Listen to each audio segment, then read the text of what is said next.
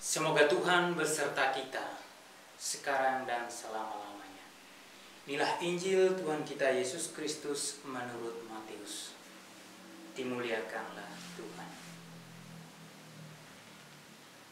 Pada suatu ketika datanglah Petrus kepada Yesus dan berkata, "Tuhan, sampai berapa kali aku harus mengampuni saudaraku jika ia berbuat dosa terhadap aku?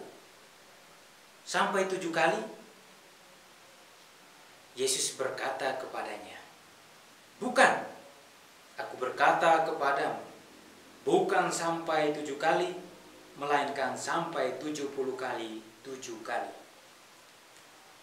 Sebab hal kerajaan surga seumpama seorang raja yang hendak mengadakan perhitungan dengan hamba-hambanya. Setelah ia mulai mengadakan perhitungan itu, dihadapkanlah kepadanya seorang yang berhutang 10.000 talenta. Tetapi karena orang itu tidak mampu melunaskan hutangnya, raja itu memerintahkan supaya ia dijual beserta anak istrinya dan segala miliknya untuk membayar hutangnya. Maka sujudlah hamba itu menyembah dia, katanya, 'Sabarlah dahulu, segala hutangku akan kulunaskan.'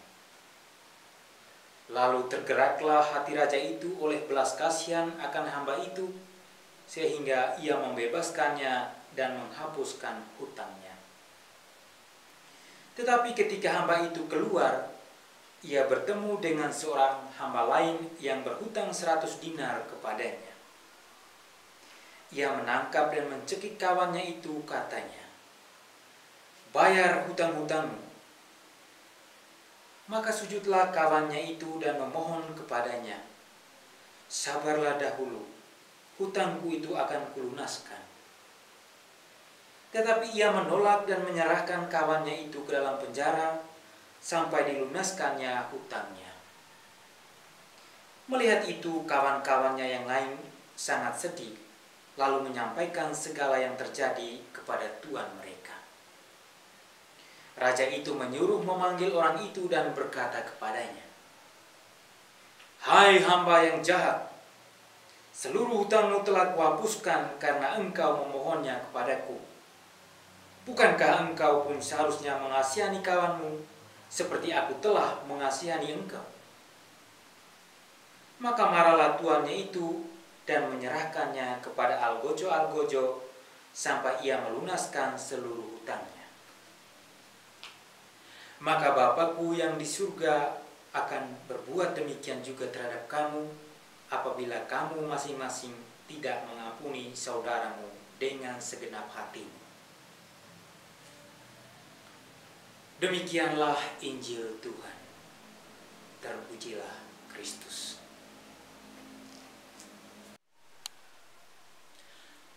Bapak, Ibu, saudara-saudari yang terkasih dalam Kristus. Ketika merenungkan bacaan-bacaan hari ini, saya kemudian teringat akan suatu kisah yang pernah saya baca. Barangkali juga kisah ini ada di antara kita semua pernah membacanya, atau mungkin ada yang masih mengingatnya. Yaitu peristiwa yang menimpa Bapak Suci Sri Paus Yohanes Paulus II pada tanggal 13 Mei 1981. Hari itu merupakan hari yang bersejarah dan mungkin tidak pernah akan dilupakan oleh umat Katolik seluruh dunia. Pada hari itu, Paus Yohanes ditembak di depan lapangan Santo Petrus, Vatikan. Pelakunya bernama Ali Aga, seorang buronan asal Turki yang melarikan diri dari penjara. Dia menembak beberapa kali ke arah Paus, namun 4 peluru mengenai Paus Yohanes Paulus II. 2 diantaranya itu bersarang di perut dan 2 lainnya mengenai jari Paus. Kemudian kebetulan ada 2 turis juga yang berdiri dekat Paus ikut tertembak pada kejadian itu. Pelakunya kemudian ditangkap oleh Kepala Keamanan Vatikan. hal yang luar biasa yang kita lihat dari peristiwa ini adalah ketika Paus dalam keadaan kritis, ketika dia berada di dalam ambulans yang hendak membawanya ke rumah sakit, dia sempat mengatakan bahwa dia telah memaafkan orang yang menembaknya. Bahkan hal yang lebih luar biasa lagi, ketika Paus keluar dari rumah sakit, dia bahkan pertama-tama menemui penembaknya itu di penjara. Dan pada saat itu sekali lagi di depan umum Paus memaafkan pelakunya. Dan ini menjadi titik balik bagi pelaku itu. Pelakunya pada akhirnya meminta diri untuk dibaptis. Bapak Ibu saudara-saudari yang terkasih dalam Kristus, dalam kehidupan kita sehari-hari, pasti kita menjumpai banyak peristiwa yang menyakitkan hati kita. Baik itu kita alami di dalam keluarga, misalnya seorang suami menyakiti istrinya atau sebaliknya, atau orang tua menyakiti anaknya atau sebaliknya, atau di antara anak-anak, atau dalam lingkup yang lebih luas. Mungkin kita mengalami sakit hati dengan tetangga yang suka menyebarkan fitnah, atau dengan teman sekantor yang suka mencari muka dengan atasan, atau kita menemukan rekan guru yang cuek, atau atasan yang jahat, atau juga bawahan yang menjengkelkan. Peristiwa-peristiwa yang menyakitkan itu juga bisa kita jumpai dalam kehidupan sehari-hari, melalui siaran-siaran di televisi, melalui koran atau majalah, atau juga yang tersebar di dalam media-media sosial, yang menampilkan misalnya kekerasan dalam rumah tangga, pelecehan, penindasan, pencurian, dan masih banyak peristiwa-peristiwa lain yang menimbulkan sakit hati, marah, dendam. Ketika kita disakiti, entah apapun bentuknya itu, kita akan merasa kecewa atau memberontak pada saat itu. Bahkan ketika kita mengalami saat seperti itu, ada sahabat atau orang-orang terdekat yang berusaha untuk memberi kita nasihat, kita akan cenderung untuk tidak mempedulikannya. Kita barangkali lebih cenderung untuk mencari alasan-alasan rasional yang membenarkan diri, dan menganggap pantas jika apa yang kita alami juga harus dialami oleh orang yang telah melakukan kesalahan atau kejahatan kepada kita. Sehingga hal ini tidak jarang kita jumpai bahwa orang-orang yang mengalami peristiwa menyakitkan itu akan sangat sulit untuk memaafkan orang lain. Lalu pertanyaannya bagi kita,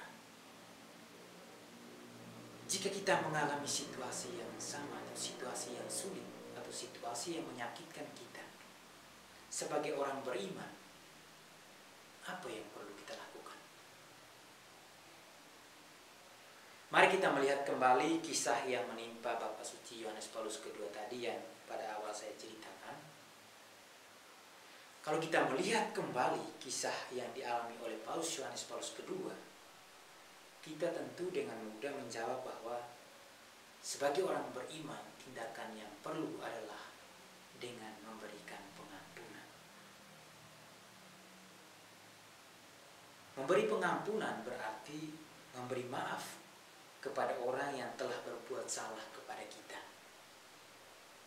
Namun pertanyaannya bagi kita, bagaimana cara kita mengampuni? Atau sejauh mana kita harus mengampuni? Bapak, Ibu, saudara dan saudari yang terkasih dalam Kristus, kita barangkali akan bertanya seperti Petrus, dalam bacaan Injil tadi. Petrus bertanya kepada Yesus, "Sampai berapa kali aku harus mengampuni saudaraku jika ia berbuat dosa terhadap aku? Apakah sampai 7 kali?" Tetapi pertanyaan ini anggap saja sangat manusiawi. Kita mungkin juga ingat akan kalimat yang mengatakan bahwa kesabaran manusia pasti ada batasnya. Namun kita harus ingat pula bahwa jangan sampai kita menggunakan kesempatan atau alasan ini untuk tidak mengampuni.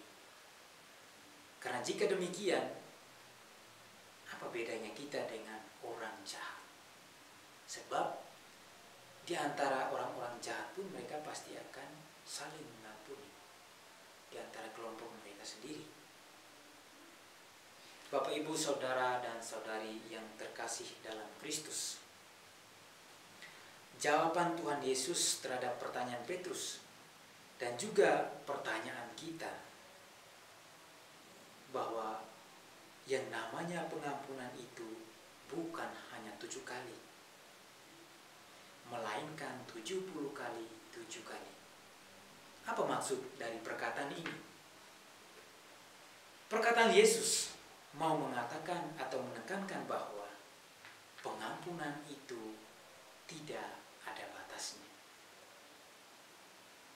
Namun hal yang penting dari soal pengampunan adalah bahwa pengampunan itu tidak datang dari orang yang memiliki dendam dalam hatinya. Hal ini secara jelas dikatakan dalam bacaan pertama, bahwa orang yang menyimpan dendam dalam hatinya bukan hanya tidak memiliki pengampunan, tetapi juga tidak akan mendapat ampunan.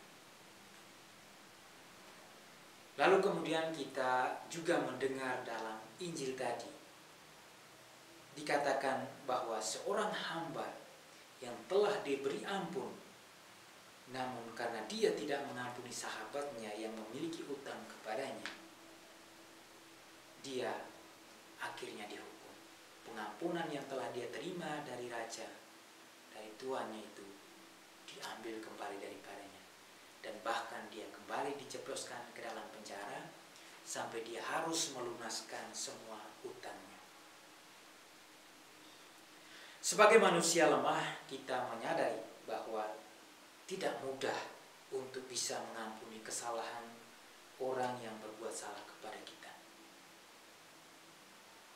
Namun dalam contoh di atas tadi, kita telah melihat bagaimana Santo Yohanes Paulus II telah memberi kita teladan yang baik. Kita juga bisa melihat berbagai macam contoh baik dari para martir, tokoh-tokoh iman, di mana mereka sungguh-sungguh mampu memberikan pengampunan terhadap orang yang melakukan kesalahan terhadap mereka. Mereka telah menjadi orang yang bisa meneladani Tuhan kita Yesus Kristus, di mana ketika ia sudah digantung di kayu salib, ia masih mendoakan orang-orang yang berbuat dan salah atau menyalibkan dia. Dia mengatakan, "Bapa, ampunilah mereka, sebab mereka tidak tahu apa yang mereka perbuat." Bapak, Ibu, saudara-saudari yang terkasih dalam Kristus, melakukan kesalahan adalah hal yang sangat manusiawi. Tetapi bila kita mampu untuk mengampuni, berarti kita telah melakukan hal yang ilahi. Pernyataan ini mau mengatakan kepada kita bahwa sebagai manusia kita tidak luput dari berbuat kesalahan. Baik itu kita yang melakukan kesalahan kepada orang lain atau orang lain yang melakukan kesalahan kepada kita. Reaksi yang kita alami atau ketika kita mengalami perlakuan yang tidak enak, yang membuat kita sakit hati, reaksi kita pasti kecewa, marah, memberontak, dan hal itu adalah wajar. Namun bila kita menyimpan rasa kecewa, rasa marah itu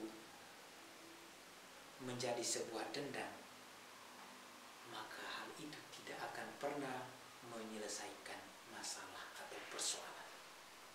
Bahkan hal itu bisa menimbulkan masalah baru lagi. Kita tahu bahwa membalas kejahatan dengan kebaikan adalah pilihan, dan itu tentu tidak mudah. Tindakan ini hanya mungkin bila kita mendapat kekuatan dari Tuhan sendiri, dan kita menyadari bahwa sebelum kita mengampuni orang lain, Tuhan telah terlebih dahulu mengampuni kita. Maka daripada itu, mari kita mohon kepada Tuhan agar kita diberi kekuatan sehingga kita mampu mengampuni sesama yang bersalah kepada kita. Dan semoga rahmat Tuhan menguatkan kita